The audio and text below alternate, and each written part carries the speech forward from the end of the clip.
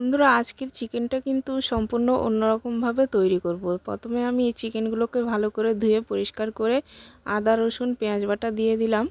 এবার দিয়ে দেবো কাঁচা লঙ্কা বাটা। সব মশলাগুলো এখানে দিয়ে দেবো আমি পরিমাণ মতো। কাঁচা লঙ্কা বাটা দিয়ে এবার দিয়ে দেবো পরিমাণ মতো হলুদ গুঁড়ো।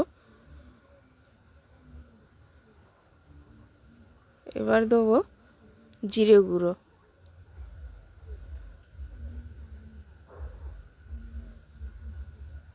দিয়ে দিলাম কাশ্মীরি গুঁড়ো লঙ্কার গুঁড়ো। আর বেশি করে সর্ষে তেল দিয়ে দেবো। তেলটা একেবারেই পরিমাণ মতো দিয়ে দেবো একসঙ্গে। দিয়ে দিলাম গোটা কয়েক তেজপাতা আর গোটা গরম মশলা। আর দিয়ে দেবো একটা লেবুর রস, পাতি লেবুর রস।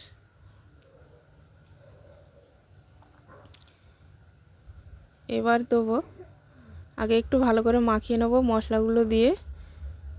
মাখিয়ে তারপর টক দই দেবো।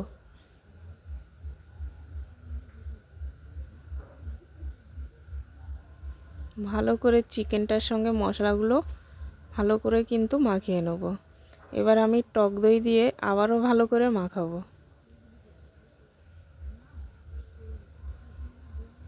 মাখানো সবগুলো হয়ে গেলে এবার ওভেনের ওপর দিয়ে দিলাম বেরেস্তা ভাজা আর টমেটো কুচানো।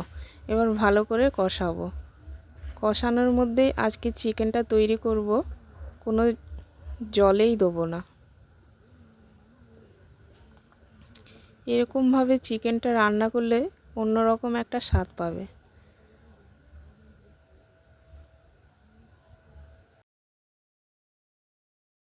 কিছুক্ষণ পরে পরে কিন্তু আমি এরকম খুন্তি দিয়ে নাড়াতেই থাকবো, না হয় নিচে লেগে যাবে চিকেনটা। এবার দিয়ে দিলাম পরিমাণ মতো লবণ। লবণটা দিয়ে এবার আবারও ভালো করে কষাবো। লবণটা দিলাম, এবার জল বেরোবে চিকেনের থেকে, ওই জলেই হয়ে যাবে। এবার দিয়ে দিলাম ভেজে রাখা আলুগুলো। শুধু আলুগুলো আগে থেকে ভেজে রেখেছিলাম। এবার দিয়ে দিলাম পেঁয়াজ কুচনো। এগুলো দিয়ে আবারও ভালো করে কষাবো।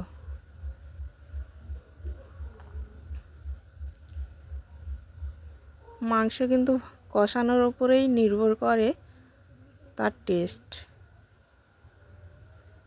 এবার হয়ে এসে ভালো করে কষিয়ে এবার দিয়ে দেবো চিকেন মশলা আর গরম মশলা। দেখো কালারটা কত সুন্দর এসছে বন্ধুরা। এবার চিকেন মশলা আর গরম মশলাটা দিয়ে দেবো। সত্যি এরকমভাবে চিকেনটা যে রান্না করেছি এত টেস্ট হয়েছিল, তোমাদেরকে হয়তো বলে বোঝাতে পারবো না। তোমরা এরকমভাবে রান্না করলে খেয়ে দেখলেই তারপরে বুঝতে পারবে। এরকম বারে যখন কষাতে থাকবে, কষানোর উপর মাংসটা হবে না, সত্যিই চিকেনটা খুব সুন্দর হয়েছিল।